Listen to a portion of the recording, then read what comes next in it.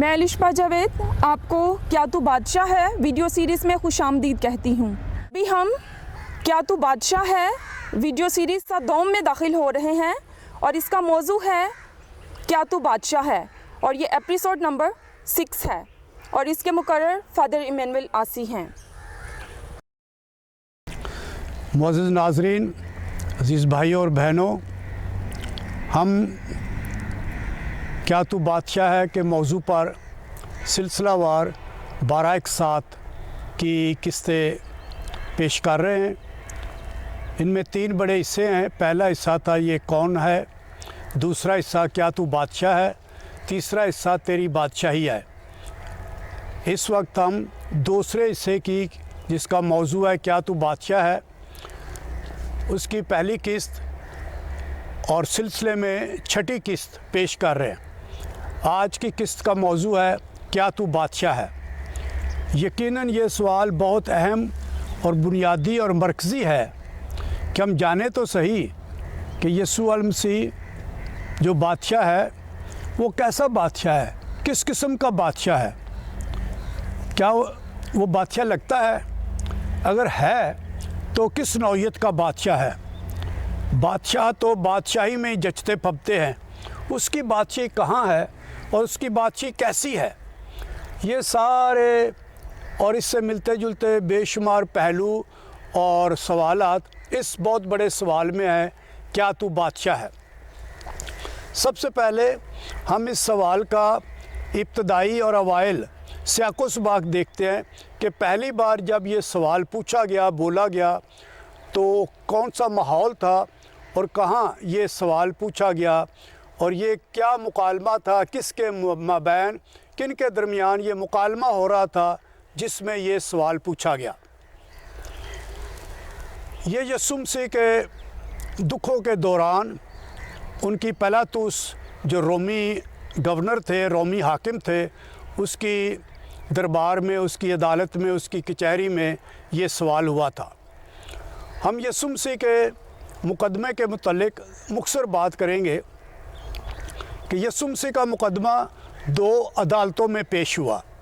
पहले मजहबी अदालत में, जिसको शरई अदालत, अदालत आलिया, सिनेड्रन भी कहा जाता है, जहाँ काहिन आज़म उसकी सदारत करते थे। जब यीशु मसीह का मुकदमा गतसमनी में गिरफ़्तारी के फ़ौरन बाद काहिन आज़म की अदालत आलिया शरई अदालत में लाया गया तो वहाँ मजहबी नौइयत के सवालात, इल्ज़ामात किए गए। और उसके बाद जब लोगों ने, मजहबी उलमा, शुरफा ने, उमरा ने कोई तसल्ली बख्श मुकदमे की वजह ना पाई तो बाद अज़ा उस पर सियासी इल्ज़ामात लगाते हुए उनको सियासी और हुकूमत की अदालत में ले गए, जिसकी सदारत वक्त के हाकम, रोमी हाकम पैंतुस पिलातुस कर रहे थे। पैंतुस पिलातुस के सामने यीशु मसीह पर सियासी नौइयत के इल्ज़ामात लगाए गए। लूका के मुताबिक अंजील उसके 23 बाब की 2 आयत में ये तीनों इल्ज़ामात मौजूद हैं कि ये ख़ुद को बादशाह कहता है, कि यीशु मसीह ख़ुद को बादशाह कहता है और तेरी बादशाहत में बगावत पर आया हुआ है, आपका मद्दे मुकाबिल है। दूसरा इल्ज़ाम कि शहनशाह रोम का तख्ता उलटने के लिए ये सिविल नाफरमानी के लोगों को बहकाता है, इश्ताल देता है। और तीसरा कि ये कैसर को खराज देने से रोकता है, कौम को जजिया देने से रोकता है। इसके मानी ये थे कि रोमी कैसर और रोमी शहनशाह की तमाम तर सियासी और इक़्तिसादी पॉलिसियों को उलट पुलट कर देना, दरहम बरहम कर देना। क्योंकि रोम में जो सियासी कैसर थे, शहनशाह थे, वो अपने तमाम सूबों से टैक्स लेते थे अमन अमान रखने की खातर और अपनी इक़्तिसादी हालत और इक़्तिसादी बरतरी और सियासी सबकत को मनवाने की खातर। तो पिलातुस ने ये सवाल किया क्या तू बादशाह है? और ये वो सवाल है जिस पर आज हम गौर व खौस करेंगे।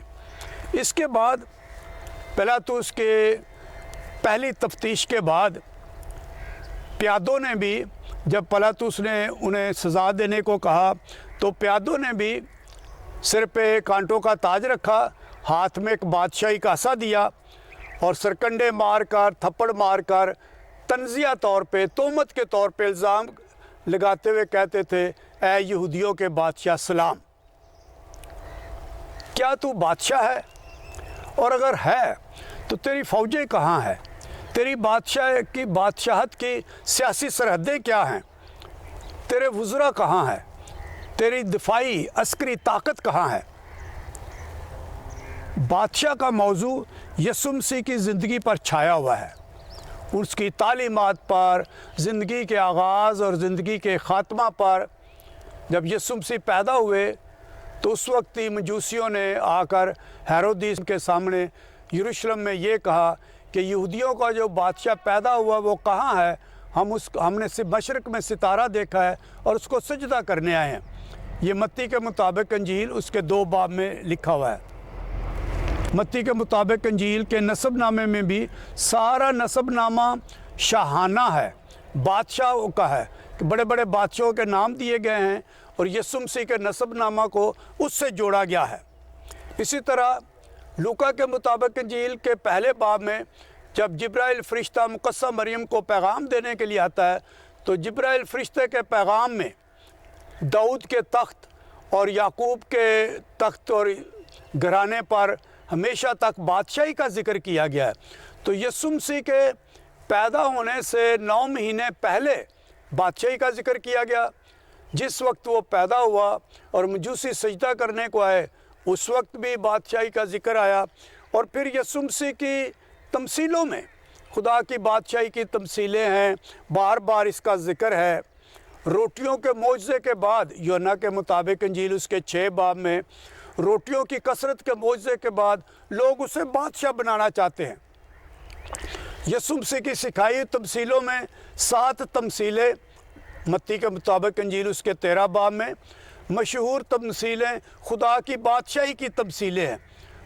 तो खुलासे के तौर पर यीशु की ज़िंदगी में बादशाह और बादशाहत का मौजू छाया हुआ है और मुसलसल उस पर ज़ोर देता है। और जब लोग बादशाह बनाना चाहते हैं तो वो हजूम में से निकल जाता है। क्या तू बादशाह है? यीशु मसीह का पैंतुस पिलातुस की अदालत में मुकदमा और तफ्तीश के दौरान ये सवाल किया गया। यीशु मसीह की ज़िंदगी के आखिर पर कलवरी पहाड़ पर सलीब पर जो जुर्म लिखा गया कतबा की शक्ल में, उस पे मौत ही का मुकदमा था और मौत का जुर्म और वजह लिखी गई INRI। ये लातीनी, इब्रानी, यूनानी ज़ुबानों में लिखा गया जिसके मानी हैं, लफ्ज़ी मानी है, ये मुखफ़फ़ है, एब्रीविएशन है, यस्सु नासरी यहूदियों का बादशाह। और जब स्लीब पर यीशु लटक रहे थे उस वक्त भी लोगों ने ये तनज़न तज़हीक करके यीशु मसीह को कहा, अगर तू यहूदियों का बादशाह है तो अपने आप को बचा। और इसी तरह यीशु मसीह के जान देने से पहले डाकू ने, जिसको हम नेक डाकू कहते हैं, दरअसल वो लफ्ज़ मौजू नहीं है, ये बागी लोग थे जो सियासी बगावत, हुकूमत का तख्ता उलटने के साजिश में थे और इनको सज़ाए मौत, सलीबी मौत दी जाती थी। तो डाकू ने कहा, ऐ यीशु, जब तू अपनी बादशाही में आए तो मुझे याद करना। तो यहाँ एक बार फिर यीशु मसीह की ज़मीनी ज़िंदगी का आखिरी सांस लेने से पहले बादशाहत का ज़िक्र किया गया है। तो इस चोर, डाकू, लुटेरे को कैसे इल्म हुआ कि ये बादशाह है? अगर है तो इसकी बादशाही कैसे है? तो हम अगले नुक्ते पे गौर करते हैं, बादशाह और बादशाही। क्या तू बादशाह है? अगर है तो कैसा बादशाह है? क्या तेरी बादशाही है? अगर है तो कहाँ है? दिलचस्प बात यह है कि यीशु मसीह खुदा की बादशाही पर ज़ोर देते रहे और सिखाते रहे। और लफ्ज़, ये जो लफ्ज़ों का मुरक्कब है, खुदा की बादशाही, अगर ज़ोर खुदा पर दिया जाए تو معنی بالکل فرق نکلتے ہیں، اور اگر زور بادشاہی پہ دیا جائے تو بالکل ہی فرق معنی نکلتے ہیں۔ مثلا اگر لفظ خدا پر، خدا کی بادشاہی میں لفظ خدا پر زور دیا جائے تو اس کے معنی ہے خدا کا راج، خدا کا چرچا، خدا کا پرچار، یعنی بادشاہی یا تخت یا فوجیں ہو نہ ہوں، خدا کا راج ہو، خدا کی حکمرانی ہو، خدا کی مرضی پوری ہو۔ جب ہم بادشاہی پہ زور دیتے ہیں تو پھر قوت اور عزت پر زور دیا جاتا ہے کہ بادشاہی ہو، ہر ممکن طریقے سے ظلم و تشدد سے، خون بہانے سے خدا ہو نہ ہو۔ تو خدا کی بادشاہی میں جس لفظ پر زور دے وہ معنی بدل دیتا ہے۔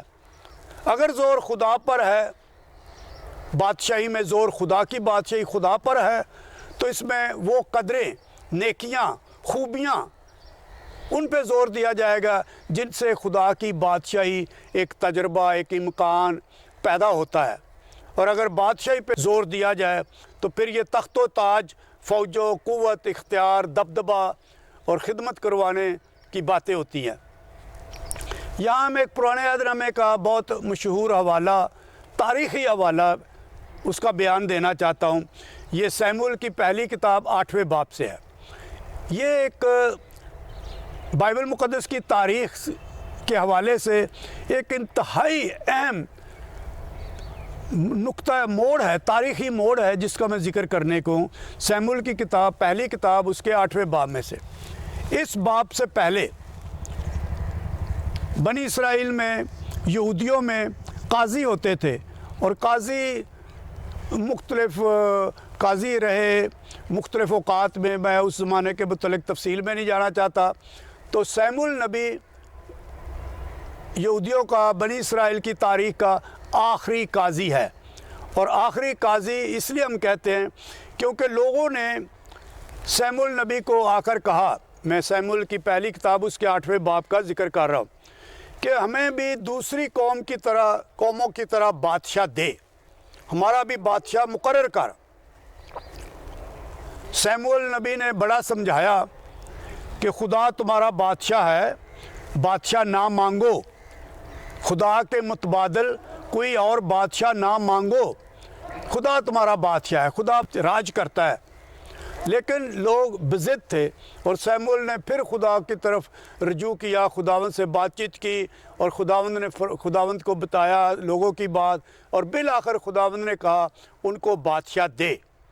اور پھر سیموئیل نبی نے بادشاہ مقرر کرنے سے پہلے بتایا کہ بادشاہ نہ مانگو، بادشاہ تم پر ظلم کرے گا، تم پر ٹیکس لگائے گا، اپنی فوجوں کو بڑھانے کے لیے تمہارے نوجوان بیٹوں کو لے گا، تخت اور تاج کے تحفظ کے لیے اور بادشاہی کی وسعت اور پھیلاؤ کے لیے تمہیں استعمال کرے گا، تمہیں مجبور کرے گا۔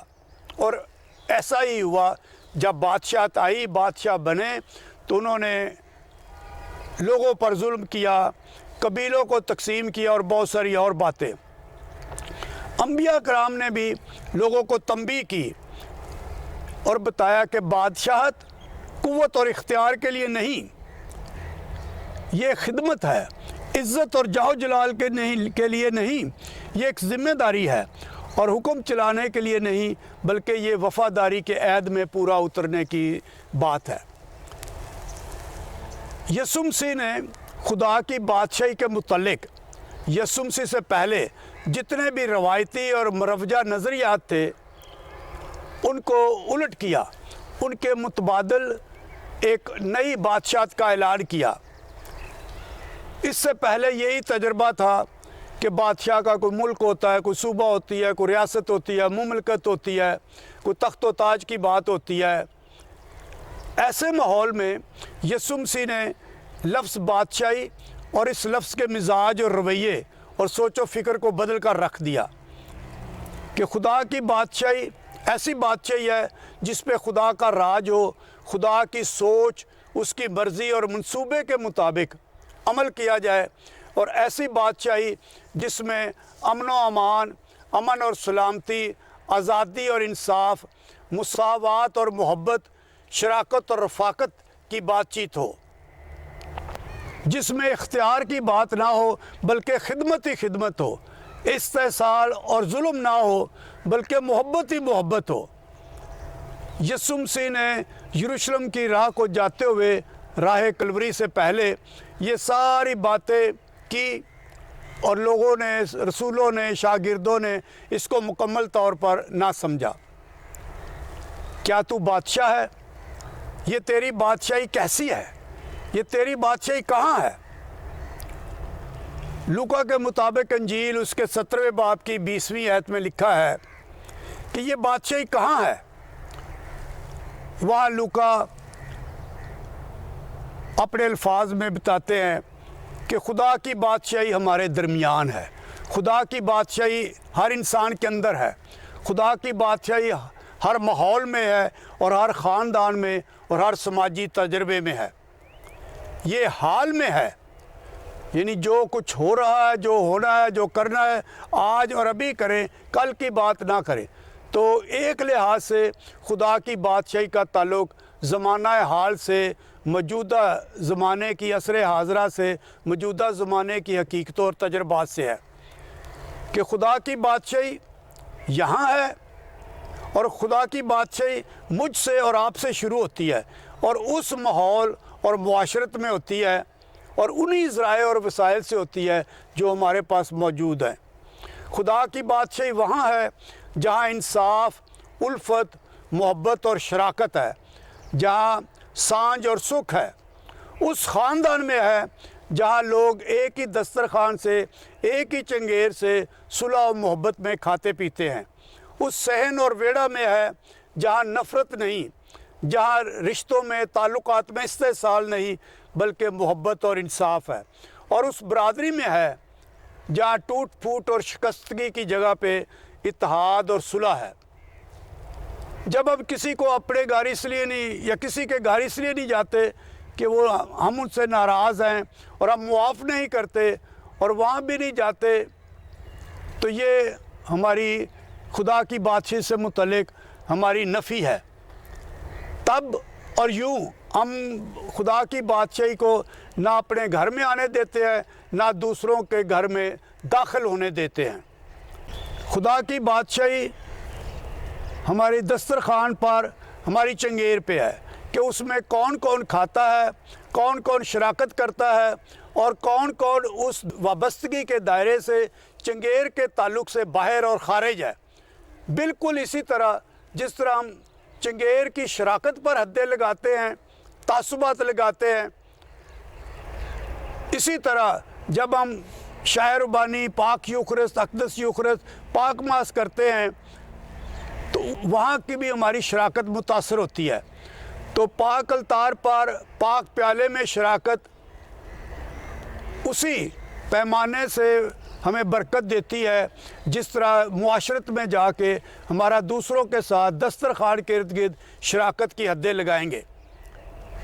अगर हमारे सहनों में खुदा की बादशाही नहीं तो ये यीशु मसीह बादशाह की अकीदत की इजहार में जुलूस निकालने, नारे लगाने, गीत गाने, ये सब रियाकारी और झूठे होंगे। खुदा की बादशाही बदअमनी में नहीं हो सकती।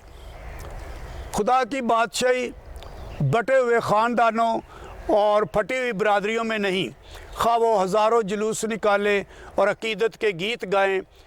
और खुदा की बादशाही नाइंसाफ़ी के माहौल पर में नहीं हो सकती और ना ही जुल्म और तशद्दुद में हो सकती है। क्या तू बादशाह है? अगर है तो तेरी बादशाही कहाँ है और कैसी है? हम कुछ शख्सी बातें करते हैं कि इस पस मंज़र में ये सवाल उभरता है, तू किस किस का बादशाह है? क्या तू मेरा बादशाह है? क्या तू मेरे ख़ानदान का बादशाह है? क्या तू हमारी बरादरी का बादशाह है? क्या तू हमारे मुल्क पाकिस्तान का बादशाह है? क्या तू हमारी दुनिया बल्कि हमारी कायनात का बादशाह है? यीशु की बादशाही की अकीदत के इज़हार तो हम बहुत तरीक़ों से कर सकते हैं। ये इज़हार इकरार भी हो सकता है, याददाश्त भी हो सकती है, इश्ताल भी हो सकता है। तमाम कायनात की निजात के लिए, इंसानों की निजात के लिए, हमारी तारीख़ के लिए यीशु मसीह आए और यीशु मसीह बादशाह है। लेकिन क्या हम इसका इज़हार اور اس ایمان کا اقرار اپنی روزمرہ معمول کی زندگی میں اور روزمرہ کی معاشرت میں کرتے ہیں یا نہیں؟ اصلی بادشاہی، خدا کی بادشاہی تو ہماری زندگیوں سے ظاہر ہوگی، کیونکہ درخت اپنے پھلوں سے پہچانا جاتا ہے اور پھول اپنی مہک اور رنگت سے جانا جاتا ہے۔ اے ہمارے باپ کی نماز میں ہم پڑھتے ہیں جو خدا کی بادشاہی کا خلاصہ پیش کرتی ہے کہ تیری بادشاہی آئے۔ کیسے؟ کہ تیرا نام پاک مانا جائے، تیرے نام کو داغ نہ لگایا جائے، تیرا نام قدوس جانا جائے اور تیری مرضی پوری ہو۔ جیسے آسمان پر ہوتی ہے مکمل طور پر، ایسے ہی زمین پر میری زندگی میں، میرے تعلقات میں اور میری معاشرت میں ہو۔ خدا کی بادشاہی تب آئے گی جب ہم بھوکھوں کو روزمرہ کی روٹی دیں گے، جب ہم ان لوگوں کو زندگی دیں گے جن سے زندگی چھینی گئی ہے، یا جن پہ زندگی تنگ کی گئی ہے، یا جن پہ زندگی کم کی گئی ہے۔ خدا کی بادشاہی تب آئے گی جب میں دوسروں کے قصور معاف کروں گا، دوسروں کی برداشت کروں گا اور دوسروں کو معاف کروں گا۔ خدا کی بادشاہی تب آئے گی جب میں ایمان کے ذریعے اور وفاداری کے بل بوتے اپنی آزمائشوں پر، دکھوں میں غالب آؤں گا، فتح پاؤں گا اور وفاداری نبھاؤں گا۔ تب خدا کی بادشاہی آئے گی، تب یسوع مسیح راج کرے گا اور تب یسوع بادشاہ ہوگا۔ کیا تو بادشاہ ہے؟ کیا تو میرا بادشاہ ہے؟ کیا تو میرے خاندان کا بادشاہ ہے؟ کیا تو میری برادری کا بادشاہ ہے؟ کیا تو میرے ملک پاکستان کا بادشاہ ہے؟ کیا تو ہماری دنیا کا بادشاہ ہے؟ کیا تو ساری کائنات کا، دونوں جہان کا بادشاہ ہے؟ اس کا جواب میں اور آپ انفرادی طور پر، شخصی طور پر، روزمرہ کی زندگی کے معمول میں، اپنے تعلقات اور اپنے معاشرت میں دیتے ہیں اور دیکھ سکتے ہیں۔